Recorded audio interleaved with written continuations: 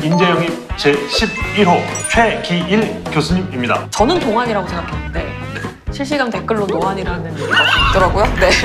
회계학과 선택을 어떻게 하신 겁니까? 무슨 학과인지도 몰랐어요, 사실은. 이게 회계하는 그 회계인가?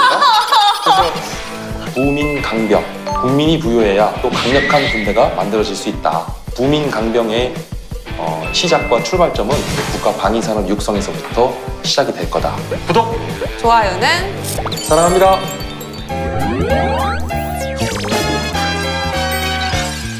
국내 유일의 본격 정치 예능 의사소통 TV 시작합니다. 오늘은 인사를 특별히 하겠습니다.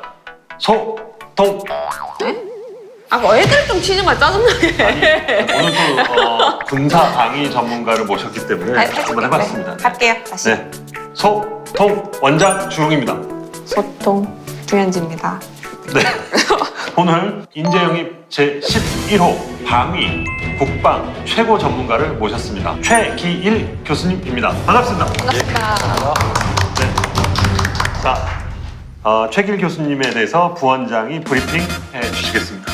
최기일 교수님은 저는 동안이라고 생각했는데 네. 실시간 댓글로 노안이라는 얘기가 있더라고요. 네. 동안이시네. 그래서 오해 없이 바로 잡습니다. 네. 81년생, 올해로 만 38세입니다. 충남 천안에서 출생하셨고 서울 대성고를 졸업하였으며 숭실대 회계학과 출신입니다. 경희대 경영학 석사, 건국대 방위 사업학 박사를 하셨네요. 전 방위사업청 육군소령으로 계셨고 전 국방대학교 국방관리대학원 국방관리학과 교수로 계셨고요. 국방이 몇 번 나오는지 네. 모르겠어요. 건국대학교 산업대학원 방위산업사업학과 겸임교수로 계십니다. 양력 쭉 보시니까 이거 거수경리 할만하죠? 할만하네요. 네, 할만하죠. 네. 우선 일반 대학을 가셨는데 육군 소령이세요? 대학을 졸업하고 네. 육군 학사장교로 임관을 했습니다. 그래서 네. 제가 지난해 12월 말부로 이제 전역을 하게 됐는데요. 정확하게는 15년 5개월을 네? 근무를 하고 전역을 하게 됐습니다. 이제 사실 대학교 1학년 때부터 네. 대학 군 장학생 제도라는 것을 통해서 장교 후보생 생활을 했기 때문에 실질적으로는 거의 근 20년에 가까운 군내에 몸을 담았다라고 말씀드릴 수 있을 것 같습니다. 예. 지금 말씀하신 게 학군단. 우리가 대학교 3학년, 4학년 재학 중에 이제 학군사관 후보생이라고 해서 예. ROTC를 지원해서 또 하는 인원들이 있고요. 네. 지금 방금 저와 같은 케이스로는 대학교 1학년 때 네. 대학 군장학생이라는 제도에 지원을 해서 예. 1학년 때부터 학사사관 후보생이라고 하는 네. 그래서 제도가 조금 복잡합니다. 네. 방금 말씀하신 거 한마디도 못 알아듣겠어요. 아니 저는 알아들었는데 1학년 때 결심을 하셨는데 1학년 때 그렇죠 결심을 하게 됐죠. 원래는 이런 직업군인의 길을 처음부터 뜻을 갖고 뭐 그런 계획을 갖고 있었던 건 아니고요. 사실 집안 환경이 조금 여의치 않다 보니까 IMF 시절 당시 이제 부친께서 또 실직을 하시고 또 가족들의 이제 여러 가지 병환이라든가 좀 여의치 않은 상황이 이어지다 보니까 대학교 4년 동안 전액 장학금을 받을 수 있다. 그게 대학 군장학생 제도라는 제도가 있다는 걸 알게 되고 저는 고민 없이 과감하게 지원을 하게 돼서 그렇게 해서 오늘 여기까지 오게 된 것 같습니다. 네. 그러셨군요. 예, 예. 저 교수님 왜 50대설 돈인지 알 것 같아요. 철이 일찍 드셔서 네, 철이 일찍 그런지 드셔서. 말투가 네. 이게 애늙은이가 한 명 이렇게 앉아있는 이 느낌이 있어요. 그러니까 좀 생각이 좀 짧았던 것 같습니다. 회계학과 선택을 어떻게 하신 겁니까? IMF를 겪었었고 그때 당시 사회상은 이제 취업이 잘 되는 학과를 또 선호할 수밖에 없었고 예. 회계학과가 무슨 학과인지도 몰랐어요 사실은. 뭐 이런 말씀드리면 정말 무식한 얘기인데 그때 당시에는 정말 이렇게 회계하는 그 회계인가? 그래서 근데 이제 이 회계학과에 좀 진학을 하면 공인회계사나 네. 세무사 네. 그다음에 이제 전문 직종에 또 근무를 할 수 있고 어떤 취업 시장에서도 앞으로 그런 부분을 좀 염두에 둬서 학과 선택을 했던 것 같습니다. 네. 유년 시절 얘기를 좀 해보도록 하겠습니다. 아까 짧게 언급하셨는데 재혼 가정이기도 했고 가족 중에 투병하신 분도 있고 그럼 실질적 가장이었겠네요. 고등학교 2학년 때로 기억이 나는데 처음 건설 현장에 일용직 예. 고2 때요. 뭐 어떤 일 하셨어요? 건설 현장에 네. 그 벽돌 짊어지고 나르는 것을 이제 곰빵이라고 얘기를 하는데 네.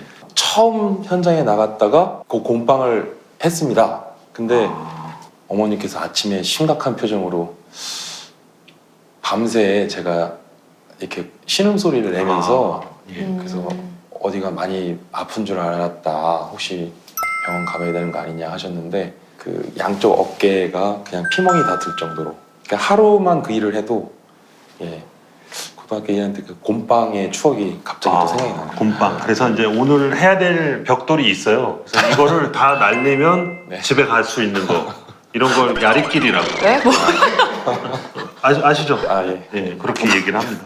학사장교에서 등록금은 다 대주시는데 아르바이트 그 번 돈은 어디다 쓰셨나요? 등록금이라고 해서 지원되는 게 학비만 있다고 대학을 다닐 수는 없지 그렇죠. 않습니까? 생활비가 네. 필요하죠. 그러니까 그 생활비를 벌기 위해서 이제 아르바이트 전선에 나갈 수밖에 없었고요. 두 분 계시니까 말씀드리는데 시체 닦는 그 네. 병원에서 아. 예 그게 고페이라고 해서 저는 이제 그 꼬미에 넘어가서 예 했는데 정말 그것도 잊지 못할 추억이 되는 것 같고요. 생물학적 동등성 실험인가? 그러니까 신약 개발하면 제약사에서 그걸 투여를 해보지 않습니까? 네네.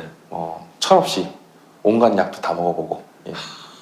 근데 다행히 지금 건강한 거 보니까 약들은 다 성공한 것 같습니다. 대한민국 신약 발전에 큰 도움을 주신 분이에요. 네. 굳은 일을 많이 하시면서 약자에 대한 배려심이 생겼다. 이렇게 평가가 돼 있는 것도 있던데. 자연스럽게 그렇게 좀 생각이 든 것 같아요. 처음에는 철없을 때는 너무 어렵고 힘드니까 좀 세상에 대한 원망도 없지 않았던 것 같고 그렇게 지내다 보니까 참 신기하게도 제 주변에 저보다 더 어려운 분들이 눈에 띄더라고요. 그래서 지속적으로 헌혈이라든가 그다음에 서울역 노숙자 쉼터에서 이제 밥 퍼주는 일을 했는데 그런 분들 한 분 한 분 손을 잡고 또 밥을 퍼드리면서 좀 많이 성숙해졌던 것 같습니다. 장기이증 서약도 하셨다고요? 예, 저는 흔쾌히 장기기증 서약에도 서약을 했습니다. 벌써 한 20년 전의 일입니다. 저도 했는데 저도 부모님이 엄청 반대하셨거든요. 그러시죠. 선생님 하셨어요? 내 이럴 줄 알았어? 다음 안건으로 넘어가시죠. 예. 네. 임관하신 다음에는 이제 예. 군인의 길을 가셨으니 예, 그때는 그래도 이제 의식주가 확보가 돼 있는 상태라 좀 나아지셨겠네요. 그때도 그렇고 지금도 그렇고요. 우리 대한민국 군에 저는 항상 감사한 마음입니다. 오늘 제가 이 자리에 있기까지 군이 없었더라면 아마 오늘의 저 책이 일이 없었을 거라 저는 분명하게 말씀드릴 수 있습니다. 그래서 그럼 혹시 방위사업학이라는 박사를 선택하신 건가요? 군에서 근무를 하다가 방위사업청이라는 곳에 제가 선발이 돼서 근무를 하게 됐습니다. 그때 당시에 이제 방위사업 관련 업무를 하면서 방위사업에 대한 어떤 전문성이 필요하겠다. 그리고 또 하나는 오늘날 전 세계 240여 개 국가 중에 자국의 소총과 탄약 그리고 전차와 함정에 이르기까지 이 모든 것을 생산 제조할 수 있는 나라가 불과 8개 국가에 불과합니다. 이 8개 국가 중에 예. 우리 대한민국도 이름을 올릴 수 있다는 거. 사실 우리 일반 국민들께서는 방위산업에 대해서 말씀드리면 이렇게 잘하는 부분보다 방산비리에 대해서 좀 많이 기억을 하시는데 그런 부분들이 참 애석하고 좀 안타까운 상황이고요. 그런 찰나에 제가 북한대학교 대학원에 네. 교수님을 우연찮게 알게 됐는데 예. 그 교수님께서 석사과정에 외국인 제자가 학위를 마치고 본국으로 귀국을 해서 미국의 하버드 대학에서 우리 대한민국 방위산업의 발전 및 변천 과정이라는 주제로 연구를 해서 박사학위를 받았다는 얘기를 들었고 네. 그럼 국내에는 그런 방위사업 관련 박사가 없느냐 여쭈니 국내에는 방위사업 관련 박사가 없다라는 말씀 듣고 제가 당돌하게도 국내에도 방위사업학 박사가 필요할 것이고 그리고 그런 부분에 대해서 제가 공부를 좀 해보겠다라고 하는 그런 좀 포부를 갖게 된 계기가 있었습니다. 근데 사실 방위사업학 이런 모를 것 같아요. 그게 어떤 학문이에요? 먼저 방위산업에 대해서 좀 정의를 하자면 방금 말씀드린 것처럼 군이 필요로 하는 전차와 함정, 전투기와 같은 이런 무기체계들을 생산, 제조하는 하나의 산업이라고 말씀드릴 수 있습니다. 네. 그런 인더스트리얼 측면에서의 산업에 우리가 구분으로서 방위산업을 정의를 하고 있고요. 방위사업은 이러한 군이 필요로 하는 무기의 획득, 조달하는 방법이나 절차 등을 일컫는 용어로 그러한 방법적인 부분과 그러한 절차를 우리가 방위사업이라고 이야기를 하고 예. 있습니다. 명쾌하게 말씀해 주셨네. 그래서 전문가의 포스가. 네, 근데 엄청난 분인 게 아까 경력에는 말씀 못 드렸는데 현역 군인 최초 국가공인 원가 분석가이면서 뭐 상이란 상은 다 받으셨네요. 국가생산성 대상, 산업통상자원부 장관 표창, 한국방위산업학회 제6회 자랑스러운 방산인상, 한국방위산업진흥회 주최 2014, 2016, 2018 방위산업 우수 논문상 시상. 오, 이게 논문 우수상 한 편 타기도 어려운데 네. 3년 동안 타셨네요? 원가 분석사란 말씀이죠. 그러면 이제 무기를 구매할 때 이게 원가가 얼마인데 너무 비싼 거 아니야? 너무 바가지 아니야? 이렇게 예. 그럼 결국 우리나라 전체 국방 예산에도 도움이 되고 예. 그런 역할을 하신 건가요? 제가 말하려고 하는 부분들을 다 말씀해 주셔서 정확하게 말씀해 주셨습니다. 저 필 받았는데요, 저.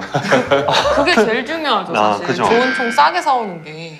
제가 이제 국내에서는 처음으로 방위사업학 박사라고 하는 타이틀을 갖게 된 게 이제 제 박사 논문 주제가 이제 방산 원가를 주제를 했습니다. 저 학부는 회계학을 전공하고요. 예. 그다음에 석사 과정은 경영학 석사를 했습니다. 네. 결국은 이 방산 원가라고 하는 부분을 조금 더 심도 있게 접근할 수 있는 어떤 학문적 기반이 있었기 때문에 최적화돼 있으시네요. 예, 그래서 그런 부분으로 이제 박사학위 논문을 이제 연구를 하게 되었고요. 방위산업은 정부만이 유일한 수요자입니다. 예. 우리가 일반적인 시장에서 물건을 구매할 때 시장에서 거래 가격이 결정되는 구조가 아니라요. 결국은 유일한 수요자인 정부만이 있기 때문에 결국은 그 무기체계 구매 가격을 원가 계산을 통해서 방산 원가를 통해 구매 가격을 결정해주는 시스템이라 말씀드릴 수 있습니다. 결국은 이러한 부분이 어떤 비리나 또는 어떤 부패의 개연성으로 인해서 그런 요인들에 굉장히 중요한 작용을 하고 있다. 저는 그렇게 문제의식을 갖고 이 분야에 대해서 연구를 하게 된 게 첫 시작이 됐습니다. 우리가 방위 사업, 방위 산업 이렇게 하면 생각나는 이름이 린다 김이라고. 이런 분들이 로비스트예요. 린다 김 씨를 얘기를 하시니까 잠깐 말씀드리면 우리 국민들께서는 아마 기억하실 겁니다. 대규모 방산 비리 중 하나가 율곡 사업이라고 이야기를 하고 있는데요. 이제 무기 체계를 획득 조달하는 데 있어서는 천문학적인 예산이 수반됩니다. 예. 그리고 이 무기 체계를 획득 조달하는 절차도 매우 고도화되어 있고 복잡한 시스템이라고 말씀드릴 수 있는데 우리 국민들께서 이제 가장 우려하시는 방산 비리. 근데 이 방산 비리가 자칫 방위 산업이 비리 산업이라고 하는 프레임을 씌울 수 있다라는 거예요. 그런데요, 이름만 들으면 방산 그렇죠. 비리니까. 그런데 제가 보는 관점은 방위 산업은 결코 비리 산업이 아니다. 그러면 어떤 부분이 비리냐? 국내의 방산업체들이 연구개발이나 구매 과정을 통해서 군에 납품하는 과정도 있지만 많은 비중이 해외에서 무기가 도입되는 과정이 있습니다. 근데 이 해외에서 무기가 도입되는 과정에서 정말 많은 로비 그리고 어떤 커넥션이나 그리고 그런 과정 속에서 커미션 등이 오고 가면서 거기에서 바로 우리가 우려하고 또 근절해야 되는 그러한 비리에 대한 부분들이 그 점에 있다라는 거. 저는 이제 그 점을 좀 강조하고 싶습니다. 아까 천문학적 비용이 드는 시장이라고 하셨는데 전투기 하나에 얼마예요? 군에서 사용하고 있는 이제 전차를 기준으로 하면 K2 전차는 대당 가격이 50억. 50억이요? 예. 그리고 방금 말씀하셨던 FA-50이라고 하는 우리나라 국내 독자 기술로 개발한 초음속 전투기가 있는데 이 항공기의 한 대당 생산 제작 비용이 400억 정도 됩니다. 400억이요? 예. 그런데 이제 더 좀 놀라실 수 있는 게 우리가 이제 세종대왕함이라고 하는 이지스함이라든가 그리고 최근에 또 도산 안청호함이라고 해서 3,000톤급 저희 국내 기술로 잠수함을 건조를 했는데요. 이러한 최신의 함정을 한 척당 건조 비용이 무려 1조가 넘습니다. 1조요. 좀 전에 말씀드렸던 FA-50 400억짜리 전투기가 해외에 한 대에 수출이 되면 4천만 원에 육박하는 고급 중형차 1,000대를 수출하는 수출 효과가 있습니다. 즉 이러한 경제 유발 효과와 경제적 파급 효과는 결국은 일자리 창출로도 이어질 수 있고요.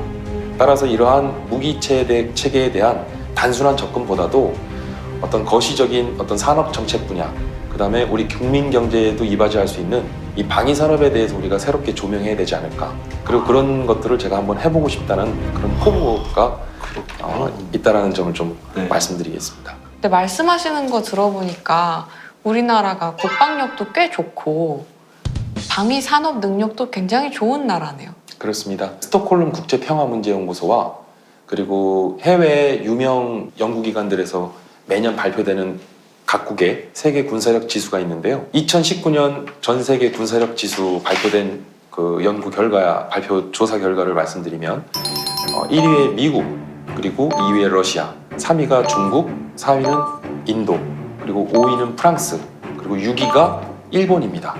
그리고 7위에 우리 대한민국이 이름을 올릴 수 있었는데 전 세계 군사력 순위 7위에 해당되는 이 군사력 수준을 가늠하는 데 있어서는 가장 중요한 척도가 되는 것이 바로 방위산업이라고 말씀드릴 수 있겠습니다. 네. 아까 대한민국의 국방력을 널리 알고 싶다라고 하셨잖아요. 그게 혹시 정치에 입문하는 이유이기도 할까요? 부끄러운 얘기인데 저는 사실 정치에 대해서는 좀 문외한이었습니다. 그런데 최근에 들어서 제가 이제 정치에 대해서 좀 진지하게 고민을 하게 된 계기가 우리 일상에서 정치와 무관한 것이 하나도 없더라는 겁니다.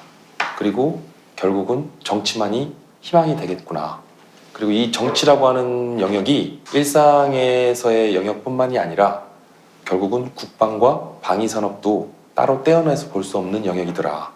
그래서 저는 이 정치라고 하는 분야에 있어서 이 국방과 방위산업이라고 하는 부분에 좀 일조해야겠다라는 좀 결심을 하게 된 게 이렇게 정치에 입문하게 된 배경이 아닐까 말씀드릴 수 있겠습니다. 민주당에 이제 입문하시기 전에 민주당의 어떤 국방 안보에 대한 민주당에 대한 평가가 있으셨는지 하고 민주당 택하신 이유. 저는 더불어민주당이 우리 대한민국의 중산층과 서민층을 대변하는 정당이라고 저는 알고 있습니다. 네. 그리고 지금 더불어민주당 우리 당의 네. 그 당헌 당규 그다음에 그 당령에는 굳건한 한미 동맹과 네. 그리고 튼튼한 자주국방에 대한 부분이 분명하게 명시돼 있거든요. 네. 그리고 현 우리 문재인 정부에서도 그 과거 어느 정권 못지않게 이러한 국가 안보와 자주국방에 대해서는 굉장한 노력을 기울이고 있다고 저는 알고 있습니다. 그 이러한 부분에서 그동안에 저희가 갖고 있는 이제 국가 안보에 대한 저의 어떤 정치적 철학이라든가 저의 어떤 가치관 그리고 이러한 신념들이 좀 부합을 해서 제가 당에 입당하게 됐습니다. 대한민국 청년으로서 청년 시절 많은 어려움도 겪으셨는데 청년층에게 어떤 정치를 보여주고 싶으세요? 제 유년 시절을 비롯해서 그리고 제 학창 시절을 돌이켜 보았을 때 저도 청년이었던 시절이 있지 않았습니까? 지금 청년이에요. 네? 네. 지금 청년이시죠. 당황했습니다. 오늘날 청년들이 겪고 있는 그런 아픔, 그 다음에 또 고단하고 힘든 그러한 부분들을 저는 충분히 공감할 수 있고요. 그래서 지금 우리 청년들께서 갖고 계신 그러한 어떤 좀 힘든 부분도 있겠지만 앞으로 우리 대한민국의 이러한 정치와 그리고 또 우리 대한민국의 앞으로의 미래 가능성 등을 우리 청년 여러분들께서는 힘을 갖고 그리고 또 희망을 갖고 같이 동참하고 그리고 또 함께 했으면 좋겠다. 그리고 또 저도 미약하지만 그런 청년분들의 손을 잡아드리고 그리고 또 제가 역할을 한번 해보면 어떨까 조심스럽게 그런 마음을 갖고 있습니다. 네. 구체적인 법안, 나는 이런 법은 꼭 만들어 보고 싶다. 그런 구상이 있으실 것 같은데. 오늘날 전 세계에 한 나라의 군사력이나 국방력은 네. 그 나라의 경제력으로 대변이 됩니다. 또 한편으로는 한 나라의 경제력이 곧 그 나라의 군사력으로서 의미를 하고 있는데요. 결국 저는 이제 부민 강병, 즉 국민이 부유해야 강대한 또 강력한 군대가 네. 만들어질 수 있다. 그래서 이 부민 강병의 시작과 출발점은 저는 이제 국가 방위산업 육성에서부터 시작이 될 거다. 그래서 제가 잘 알고 또 잘 할 수 있는 분야, 그 분야가 이 방위산업 분야이기 때문에 21대 국회에서는 우리 대한민국 방위산업이 한 번 더 재도약할 수 있는 그러한 국가 방위산업 육성에 네. 보탬이 될 수 있도록 그런 역할을 하도록 하겠습니다. 네. 든든합니다. 오늘 의사소통TV 마무리는 교수님에 대한 저희들의 어떤 느낌과 평가 부원장이 내려주도록 하겠습니다. 이게 약간 노안이 주는 푸근함과 네. 이게 편안함이 있어서인지 너무 어렵다고 생각했던 방위 사업도 귀에 쏙쏙 들어오고 네. 오늘 되게 많이 배웠어요. 우리나라가 국방력 세계 7위라는 자랑스러운 소식과 함께 네. 이 정도 의사소통이면 국회 가셔도 아무 문제 없을 거라고 생각합니다. 네.